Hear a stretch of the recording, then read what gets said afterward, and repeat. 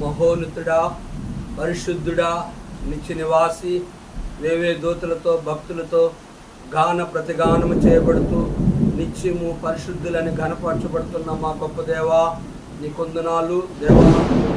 అనే ఛానల్ ద్వారా నీ వాక్యాన్ని వినడానికి మమ్మల్ని సమకూర్చి నీ ప్రేమ కొరకే నీ కొందనాలు చెల్లిస్తున్నాను.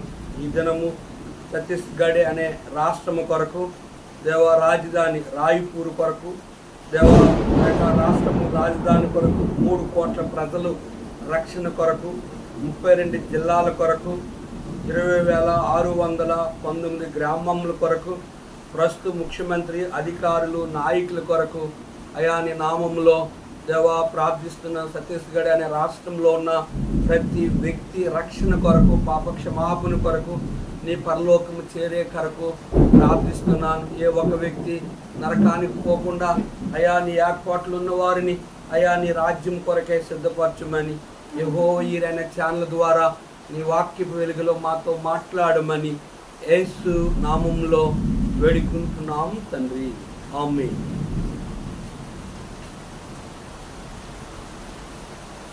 సియోను గీతాల్లోండి ఒక పాటను పాడుకుందాం.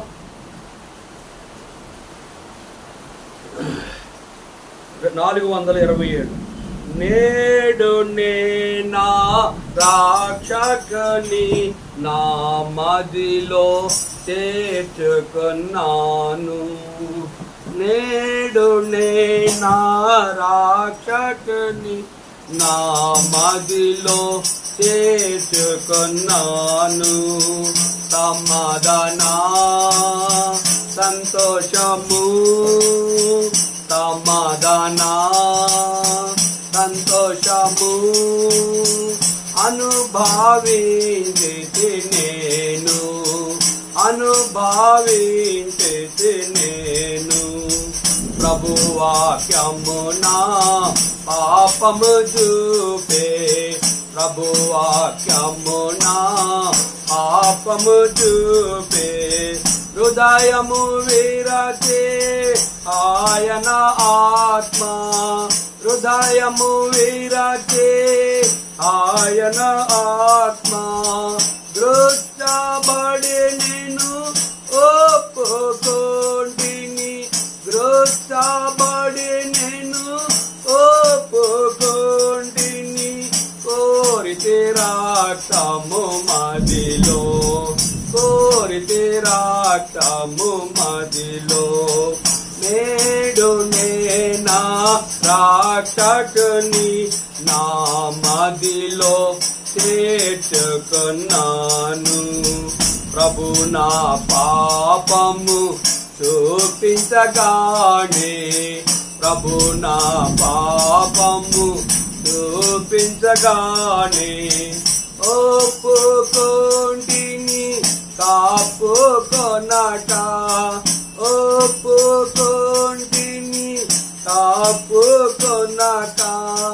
విశ్వాసముతో కానిటితో, విశ్వాసముతో కానిటితో ఒప్పుకొనగా క్షమించే, ఒప్పుకొనగా క్షమించే. నేడు నేనా నేడు నేనా రాక్షకుని నా మదిలో చేర్చుకున్నాను. పడమాటికి ఎంత దూరమో, పడమాటికి ఎంత దూరమో. నా పాపమునంత దూరపరచితివి, నా పాపమునంత దూరపరచితివి. సముద్ర ఆగదములలోనా, సముద్ర ఆగదములలోనా నా పాపము పడవేసే, నా పాపము పడవేసే. నేడు నేనా రాక్షకుని చేర్చుకున్నాను. నేడు నేనా రక్షకుని నా మదిలో చేర్చుకున్నాను.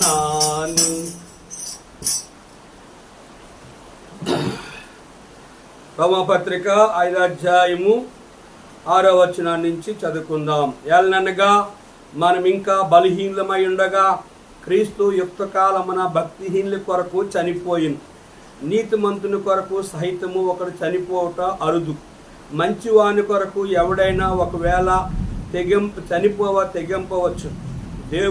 దేవుడు మన ఎడల తన ప్రేమను వెల్లడిపరుచున్నాడు. ఎట్లనగా మనం ఇంకను పాపులమై ఉండగానే క్రీస్తు మన కొరకే చనిపోయెను.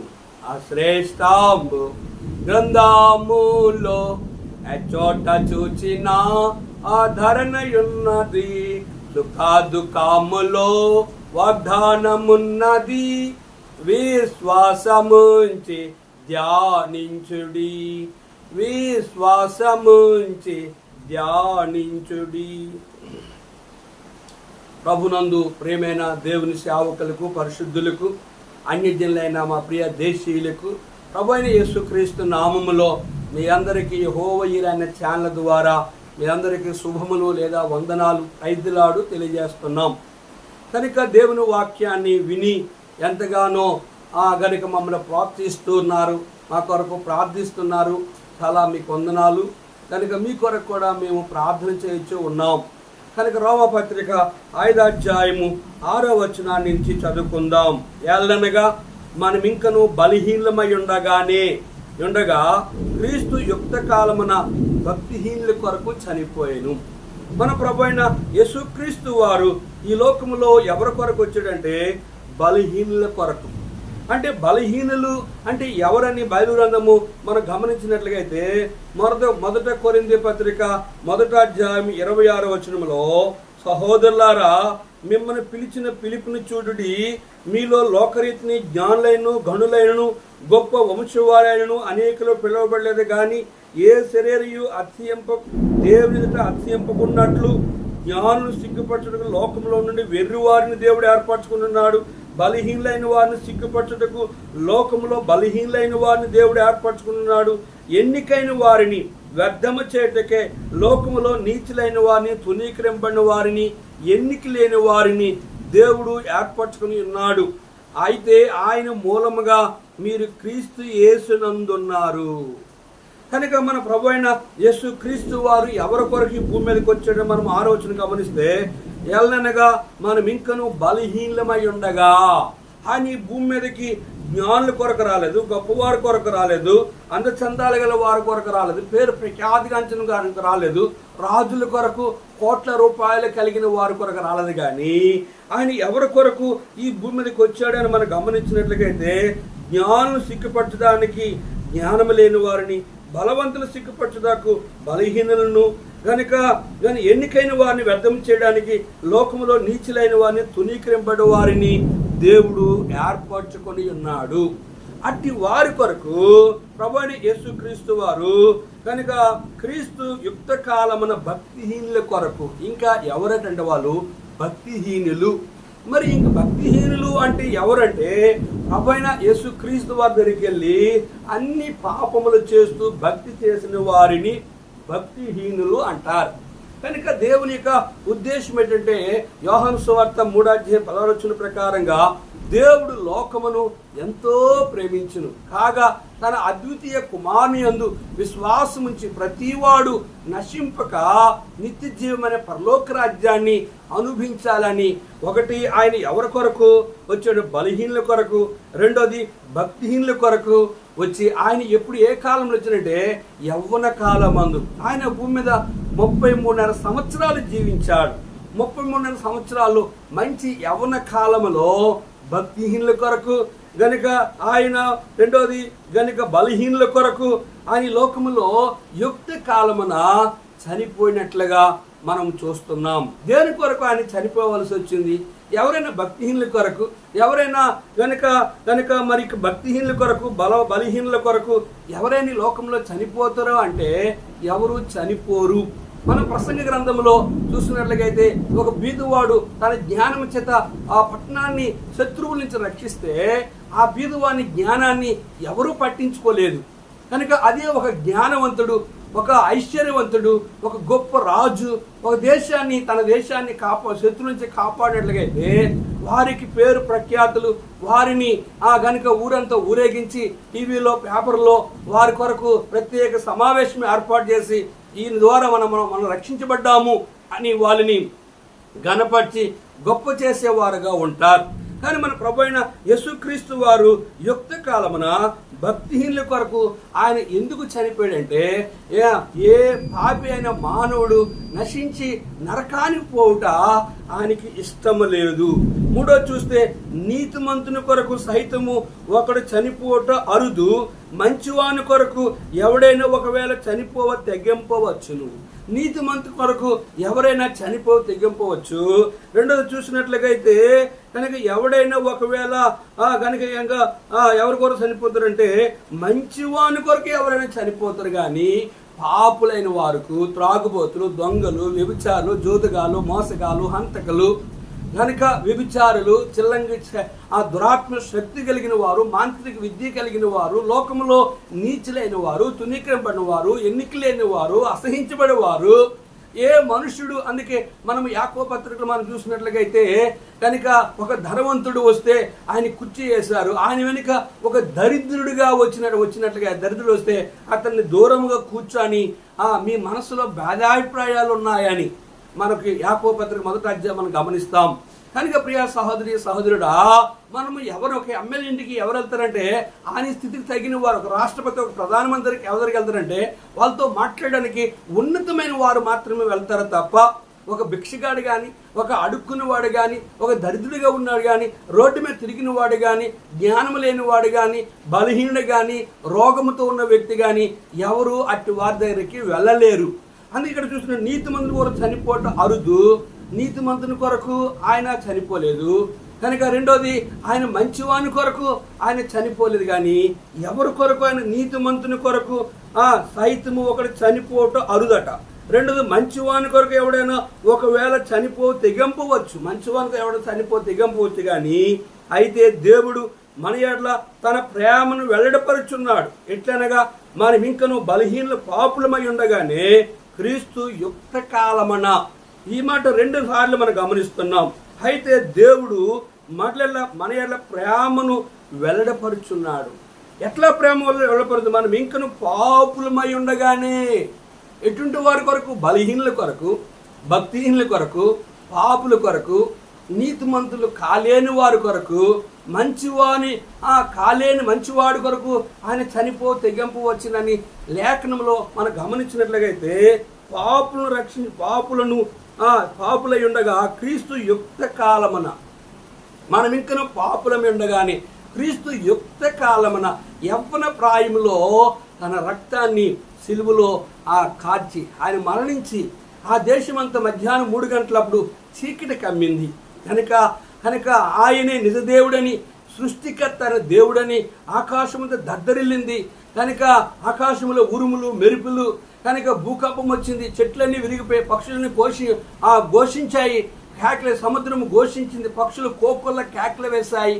కనుక సముద్రమును గనుక ప్రభువుని సృష్టికర్తని దేవునికి లోబడ్డాయి. ఆ దేశమంతా చీకటి కమ్మింది. అంటే అర్థం సృష్టికర్తని దేవుడు మరణిస్తే సృష్టి యావత్తు రోమ 6:6 ఏముందంటే సృష్టి యావత్తు ఆయనతో సిలువ వేయబడ్డదని రాయబడుతూ వచ్చింది.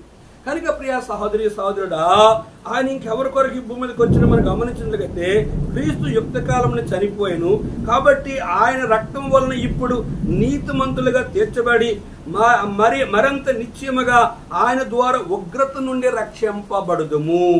ఇంకా ఎవరి కొరకు వచ్చాడంటే, ఎందుకు ఆయన వచ్చాడంటే లోకానికి?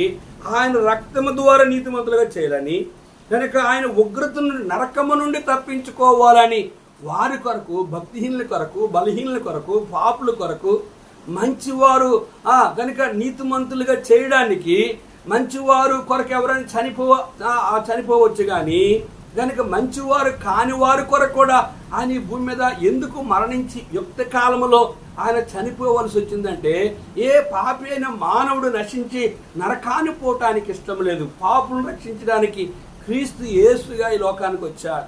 ఏ భేదము లేదు, అందరూ భూమి మీద ఉన్న సర్వ మానవాళి పాపం చేశారు. అట్టి మానవాళ్ళని, బలహీనని, శక్తిహీనని, జ్ఞానం లేని వారిని, తునీకరింపడిన వారిని, మనుషులు అసహించుకున్న వారి కొరకు ఆయన యుక్త కాలంలో వచ్చి నా పాప పరిహారము కొరకే ఆయన సిలువలో త్యాగము చేసి తన రక్తము ద్వారా నిన్ను కడగాలని, నరకమైన ఉగ్రత నుండి నిన్ను తప్పించాలని ఆయన నీ కొరకే తన ప్రాణాన్ని త్యాగము చేస్తూ వచ్చాడు. ఎల్లనగా మనము శత్రువులై ఉండగా ఆయన కుమారుని మరణము ద్వారా మనము దేవునితో సమాధానపరచబడిన ఎడల సమాధానపరచబడిన వారమై ఆయన జీవించిన చేత మరి నిశ్చయముగా రక్షింపబడుదుము. ఇంకా మనం ఎవరమంటే, 1 బలహీనమి, 2 భక్తిహీనమి, 3 పాపులమి, 4వది కనుక నీతిమంతుని కొరకు ఎవరైనా చనిపోవ అరుదు కానీ, మంచివాని కొరకు ఎవరైనా చనిపోవ అరుదు కానీ ఏ భూమి మీద ఉన్న ఏ మానవుడు కనుక ఆయన దృష్టికి యోగ్యుడైన వాడు కనబడినప్పుడు కూడా, పాపి అయినప్పుడు కూడా, కనుక శత్రువు అయినప్పుడు కూడా అట్టివాని రక్షణ కొరకు ఆయన దేవునితో సమాధానము ఎట్లా వచ్చిందంటే, ఆయన నీకు నాకు మధ్యవర్తిగా ఆయన సిలువలో మరణించి తన రక్తము ద్వారా కడిగి నీతిమంతునిగా చేయడానికి ఇట్టి వారి కొరకు ఆయన సిలువలో గొప్ప త్యాగము చేసి దేవునితో ఆయనతో సమాధానం కలిగి ఉండాలని, ఆ పరలోక రాజ్యములో ఆ బీదలైన వారు, ఆ దరిద్రులైన వారు, ఆ దిక్కులేని వారు,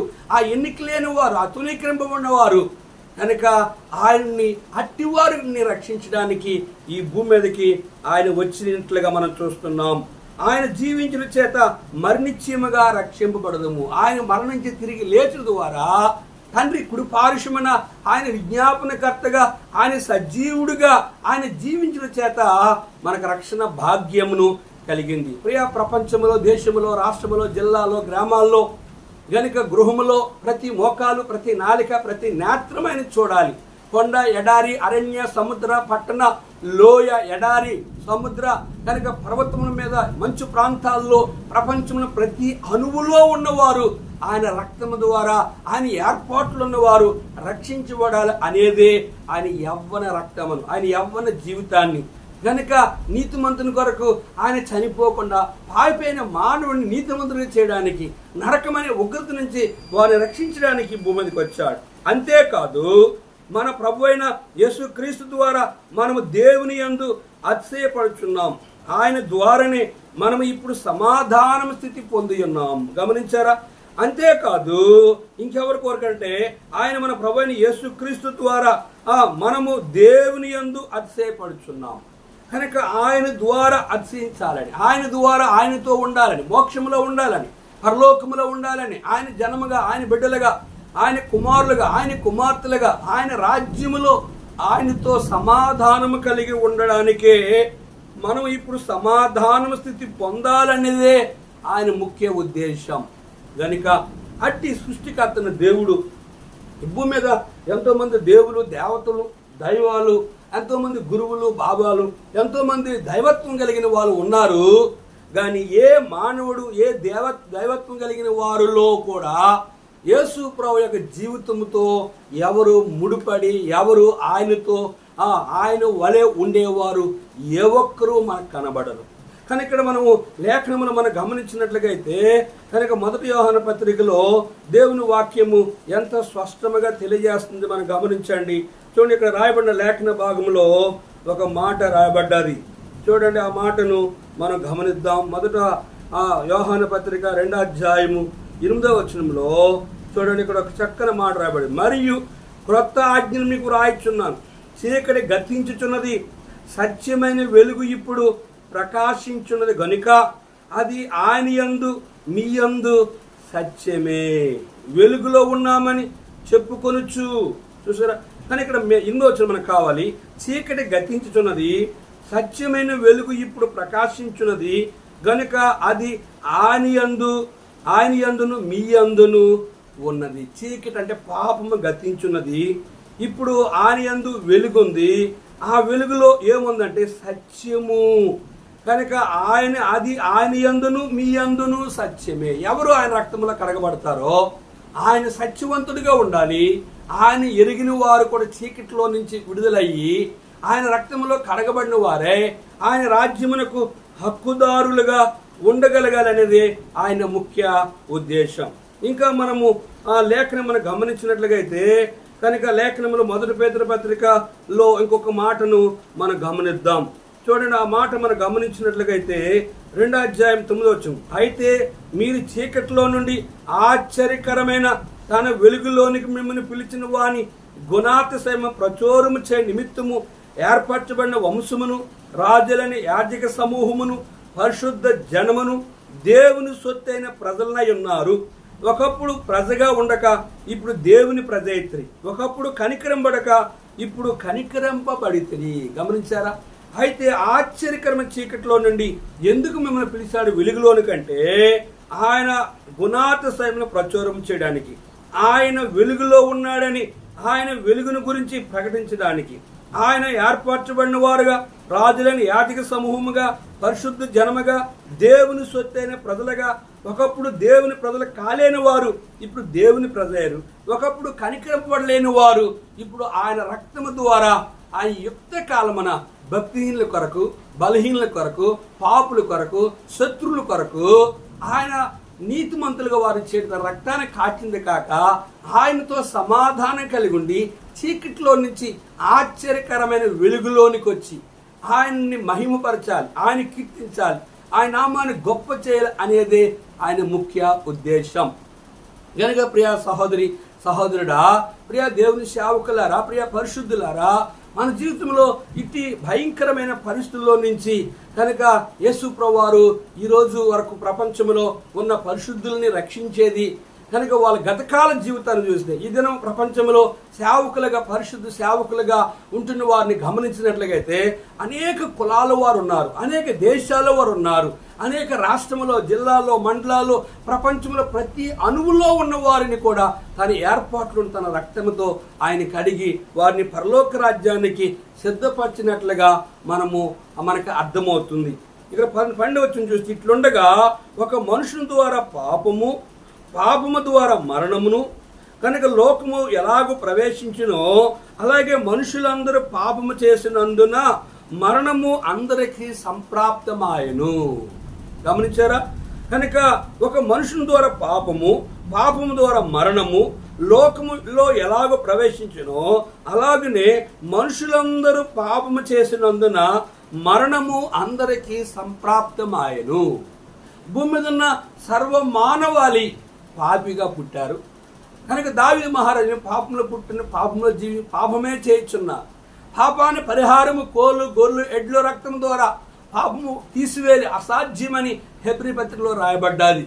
ఒక్కసారి ప్రభువైన యేసుక్రీస్తు వారు తన స్వరక్తము చేత ఒక్కసారి ఆయన రక్తము సిలువలో రక్తము కాచి సమాధి చేయబడి మృత్యుంజయుడే 3వ దినాన్ని ఆయన మృతుల్లో నుంచి తిరిగి లేచి తన రక్తము ద్వారా ఎంత ఘోర పాపినైనా ప్రతి మానవుడికి మరణము భూమి మీద ఉంది కనుక ఆ పాపి అయిన మానవుడు నశించిన నరకాన్ని పోట, యుగాలుండే నరకములో పండుగరుట, కేకలు పెట్ట, ఏడ్చుట, రోధించుట, రొమ్ము కొట్టుకునుట, యుగాలుండే ఆ ఘోరమైన ఉగ్రతని నరకమును తప్పించబడడానికి ఆయన యుక్త కాలమున భక్తిహీనుల కొరకు, పాపుల కొరకు, శత్రువుల కొరకు కనుక ఆయనకి విరోధముగా జీవించిన వారు రక్షణ కొరకే వారు సమాధానం, దేవునితో సమాధానం పరలోకములో వాళ్ళు ఉండాలనేది ఆయన ఆశ, కోరిక.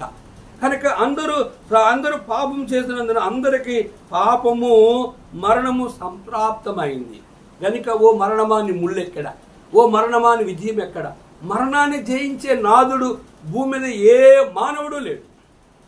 కనుక ఒక ప్రభువైన యేసుక్రీస్తు వారే కన్యక గర్భములో పరిశుద్ధుడిగా జన్మించి పరిశుద్ధుడిగా 33 సంవత్సరాలు జీవించి 3.5 సంవత్సరం మాత్రమే సువార్త ప్రకటించి సర్వ మానవాళి పాప పరిహారము కొరకే ఆయన సిలువలో చనిపోయి రక్తము కార్చి సమాధి చేయబడి తిరిగి 3వ దినాలు లేచి ఆయన ఆ రక్తాన్ని తీసుకుని పరలోకములో ప్రోక్షించి భూమి మీదకి వచ్చి ఆయన 40 దినాల్లో 11 సార్లు అగపడి ఆయన పరలోకానికి నేను పరలోకానికి వెళ్తున్నాను, తిరిగి వస్తాను, నా విశ్వాసం ఉంచిన వారిని నేను పరలోకాన్ని తీసుకువెళ్తాను అని చెప్పి తన శిష్యులైన వారికి చెప్పారు. మీరు సర్వలోకానికి వెళ్ళి సర్వ సృష్టికి ఈ వార్త తెలియచేయమని చెప్పారు. కనుక ఈ దినాన్ని ప్రపంచం అంతట్లో కూడా, ప్రతి అణువులో కూడా, ప్రతి వ్యక్తి కూడా మరణమునకు సంప్రాప్తి కలిగిన వాడు గనుక ఏ మానవుడు పాపంలో పుట్టి పాపంలో జీవించి పాపంలో చనిపోయి నిత్య నరకాన్ని వెళ్ళుట ఆయనకి ఇష్టం లేక అటువాన్ని రక్షించడానికి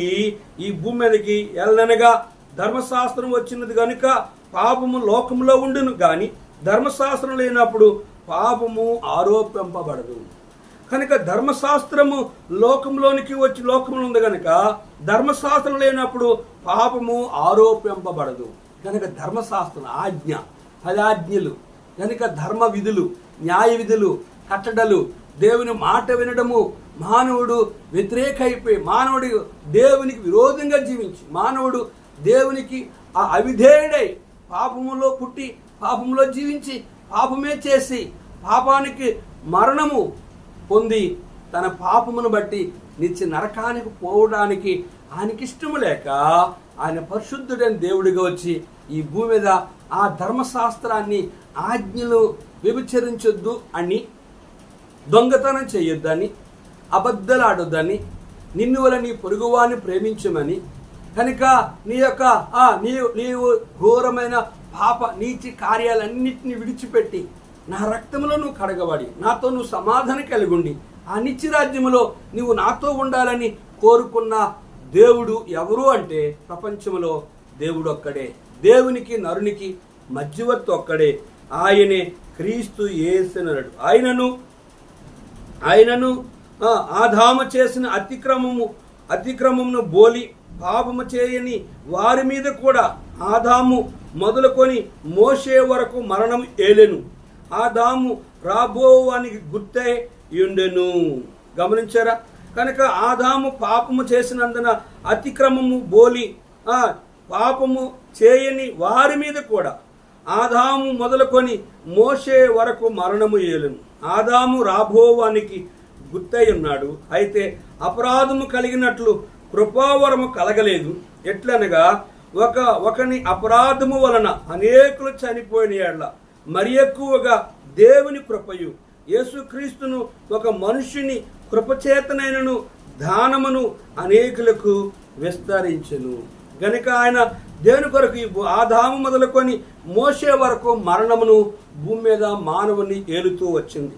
కనుక అతిక్రమను బోలి ఆ పాపము చేయని వారి మీద కూడా, పాపము చేయలేని వారి మీద కూడా ధర్మశాస్త్రం ఏలుతూ ఉంది. కనుక ఆ ధర్మశాస్త్రం నుంచి వారి విడుదల కావాలంటే రక్త ప్రోక్షణం అవశ్యం, అద్రక్తం, పరమాత్ముడు పుణ్యాత్ముడైన దేవుని రక్తము కావాలి. ఆ దేవుడే యేసుప్రభువారుగా ఈ భూమి మీదకి వచ్చి మన అపరాధముల కలిగినట్టు కృపా వరము కలగలేదు, మన పాపములు కలిగినట్లు కృపావరము కలగలేదు. కానీ ఒకని అపరాధము వలన అనేకులు చనిపోయిన ఎడల, ఒకని పాపం వల్ల అనేకులు చనిపోయిన ఎడల మరి ఎక్కువైన దేవుని కృప, పాపము ఎక్కడ విస్తరిస్తుందో అక్కడ దేవుని కృప అపరిమితముగా ఆవరించుతుంది. కారణం ఏంటంటే పాపి అయిన మానవుడు రక్షించబడాలి.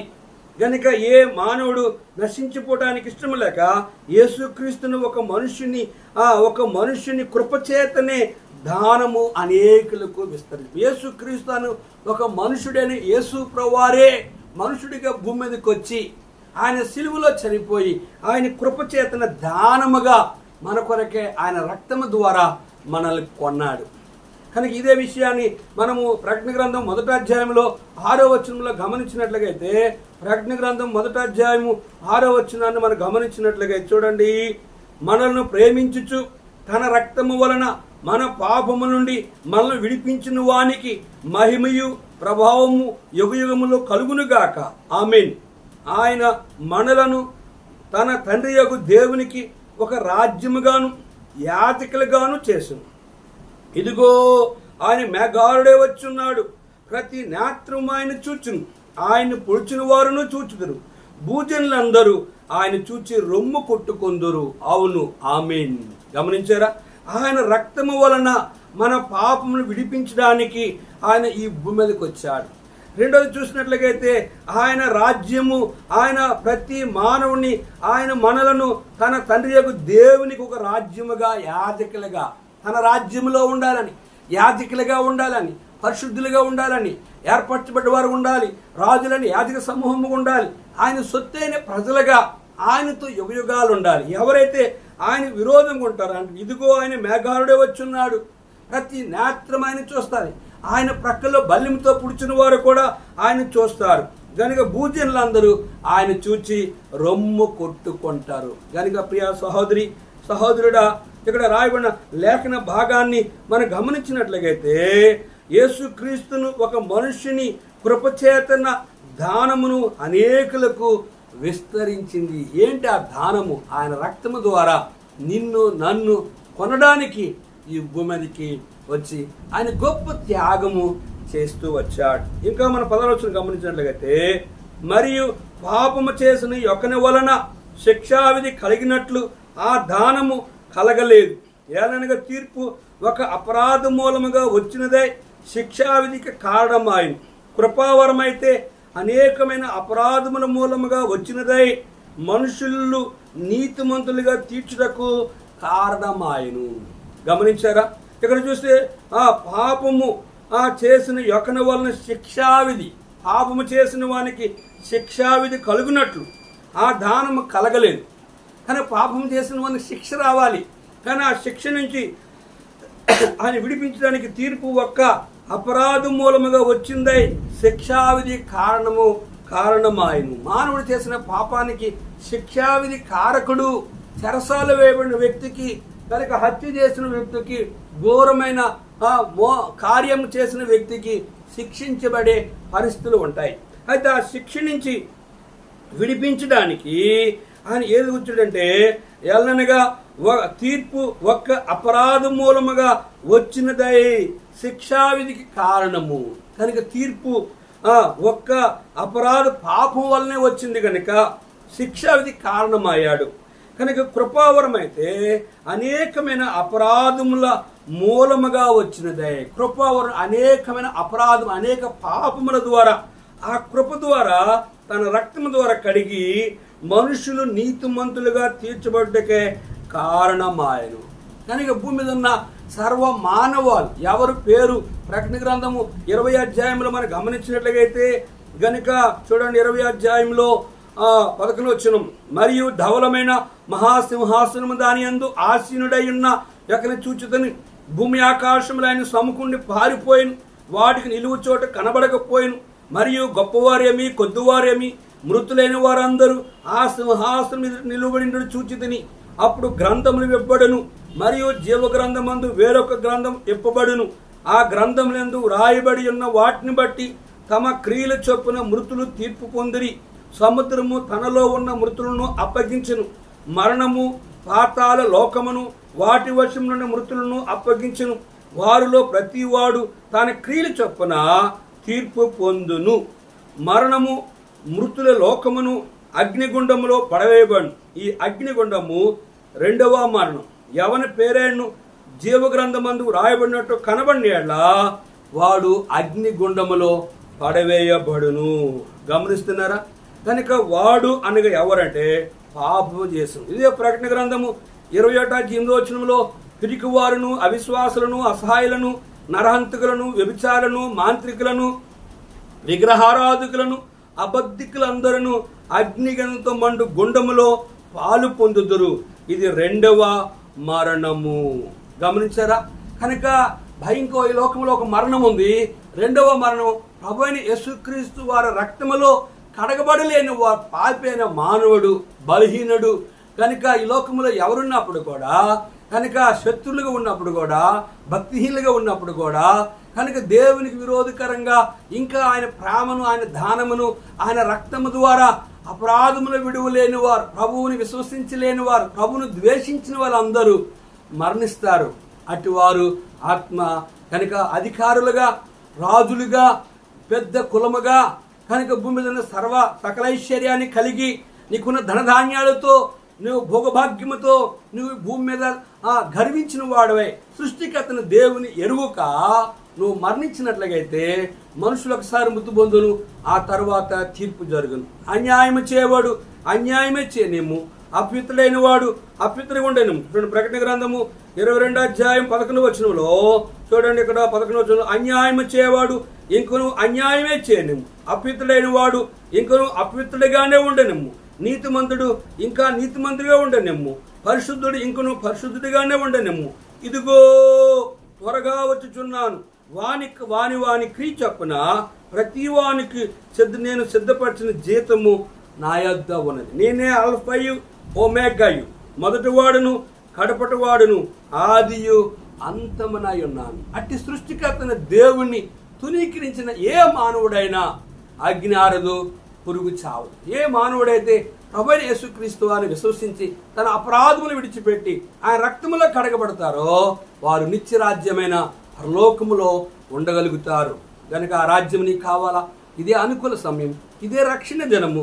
కనుక ప్రభువు నీ పాపములు క్షమించడానికి సిద్ధమైన మనసు కలిగి విననొల్లని వారి వైపు దినమంతా ఆయన చేతులు చాపుతున్నాడు. ప్రియ సహోదరి సహోదరుడా, నువ్వు ఉన్న చోటే కనుక ఆయన నిన్ను రక్షించడానికి భూమి మీదకి వచ్చాడు. కనుక నీ నోటితో పాపము హృదయమని విశ్వసించి నువ్వు నోటితో ప్రార్థిస్తే యేసు రక్తము ప్రతి పాపమును కడిగి నిత్యరాజ్యమైన మోక్షానికి నిన్ను తనతో ఉంచాలని, నీ నుండి స్థలంలో మీరు ఉండేలాగన మరలా వచ్చి నేను మిమ్మల్ని పరలోకాన్ని తీసుకెళ్తానని ఆయన స్పష్టంగా చెప్పగలుగున్నాడు. నీ కొరకు ప్రార్థిస్తాను. సర్వాధికారి కొన్ని మాటలు మా ప్రియులన్నారు. ఈ దినమున ఏర్పాట్లున్న బలహీనుల్ని, భక్తిహీనుల్ని, పాపుల్ని, నీతో సమాధానము లేని వారిని, దేవా ఆయా భక్తిహీనుల్ని, నీకు విరోధంగా పాపుల్ని, అపరాధుల్ని, లోకములో ఉన్న నీ ఏర్పాట్లున్న వారిని రక్తములో కడిగి నిత్య నరకము విడిపించి నీ రాజ్యం కొరకే సిద్ధపరచమని యేసు నామములో అడిగి వేడుకుంటున్నాం తండ్రి. ఆమేన్. తండ్రి యొక్క దేవుని ప్రేమయు, కుమారుని యేసుక్రీస్తు వారి కృపయు, పరిశుద్ధాత్మ యొక్క అన్యోన్య సహవాసం తాను ప్రేమించు వారికి కూడాను మనకు తోడుండి ఆశీర్వదించును గాక. ఆమేన్. నేడు నే నా రక్షకుని నా మదిలో చేర్చుకున్నాను, నేడు నే నా రక్షకుని నా మదిలో చేర్చుకున్నాను. సమాధాన సంతోషము, సమాధాన సంతోషము అనుభవించితి నేను, అనుభవించితి నేను. అందరికీ ప్రైజ్ ది లార్డ్.